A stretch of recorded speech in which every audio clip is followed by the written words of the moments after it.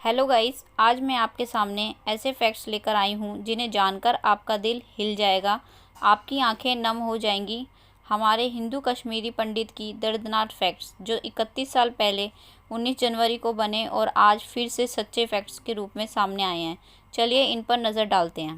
Facts number 10। क्या आपको पता है कश्मीरी पंडितों के खिलाफ कैसे और कहां से जहर भरा जा रहा था? कश्मीर में पाकिस्तान का पीटीवी बहुत ही लोकप्रिय था।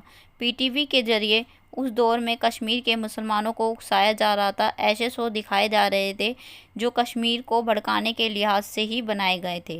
वीसीआर कैसेट्स द्वारा दुष्प्रचार वाली वीडियो सर्कुलेट हो रही थी। उन वीडियो में आतंकवादियों की ट्रेनिंग दी जा रही थी। यह सब पाकिस्तान के द्वारा हो रहा था। Facts number 9। क्या आपको पता है इस दौरान कश्मीरी पंडितों के क्या क्या नुकसान किए गए?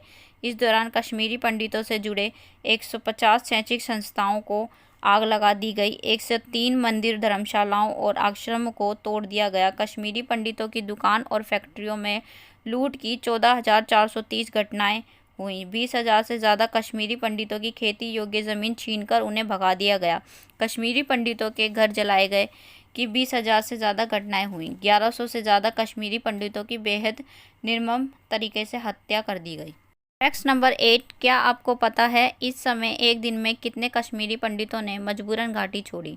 इस समय जब कश्मीरी अत्याचार चल रहा था उस वक्त एक दिन में 60,000 से ज़्यादा कश्मीरी पंडितों ने मजबूरन घाटी छोड़ दी। घाटी में उस वक्त कश्मीरी पंडितों की आबादी 5 लाख थी, लेकिन कश्मीर की इस्लामी स्टेट बनाने की मजहबी सोच की वजह से 95% कश्मीरी पंडितों को अपना घर बार छोड़कर वहां से जाना पड़ा। Facts number 7। क्या आपको पता है कश्मीर में हिंदू होने की क्या कीमत चुकानी पड़ी? उस वक्त हिंदुओं की बहुत ही बुरी दशा थी। धमकी भरे फ़ोन आते थे, चिट्ठियों के द्वारा भी धमकी दी जाती थी। घर की महिलाओं का अपहरण करने की धमकी दी जाती थी। हथियार लहराती हुई भीड़ अल्लाहू अकबर के नारों के साथ अचानक कश्मीरी पंडितों के घर में दाखिल हो जाती थी। उन्हें धमकाते थे, जिससे उनके पास दो ही विकल्प थे, या तो कश्मीर छोड़ दें या फिर दुनिया को। उस वक्त उन लोगों को लग रहा था कि उनकी ज़िंदगी ख़त्म हो जाएगी। किसी को नहीं पता था कि वो जलाए जाएंगे या मारे जाएंगे या कत्लेआम कर दिए जाएंगे। नंबर 6। क्या आपको पता है उस वक्त कश्मीर मस्जिदों में क्या फरमान जारी किए जा रहे थे? उस वक्त कश्मीर के कोने कोने में मस्जिदों से फरमान जारी किए जा रहे थे, या तो कश्मीर छोड़ो या अंजाम भुगतो या फिर इस्लाम अपनाओ। ये फरमान गैर मुसलमानों के खिलाफ अथवा कश्मीरी पंडितों के खिलाफ जारी किए जा रहे थे। Facts number 5। क्या आप जानते हैं उस वक्त जब कश्मीरी पंडित पर अत्याचार हो रहे थे उस वक्त कौन सा नारा कट्टरपंथियों के द्वारा बोला जा रहा था? उस वक्त वहाँ सभी ये नारा लगा रहे थे, यहाँ क्या चलेगा निज़ाम ए मुस्तफ़ा, आशी गाची पाकिस्तान, बटवा रोता बटवे शान। इसका मतलब हुआ यहाँ बनेगा पाकिस्तान हिंदुओं के बगैर, लेकिन उनकी औरतों के साथ। Facts number 4। क्या आपको पता है जम्मू कश्मीर की जनता ने विधानसभा चुनाव में किस रास्ते को चुना?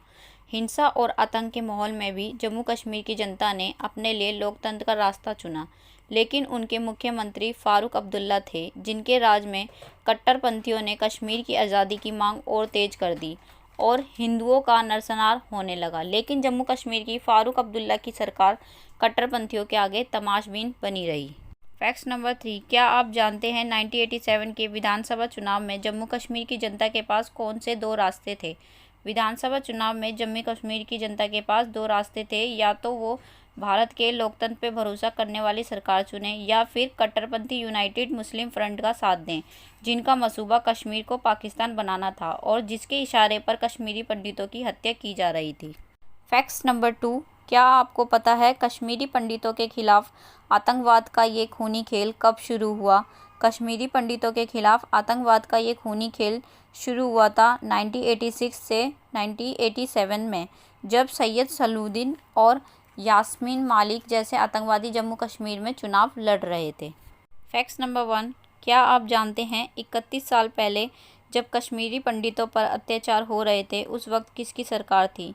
उस वक्त जम्मू कश्मीर में नेशनल कॉन्फ्रेंस और कांग्रेस के गठबंधन की सरकार थी, लेकिन सही मायने में वहाँ हुकूमत चल रही थी आतंकवादियों और अलगाववादियों की।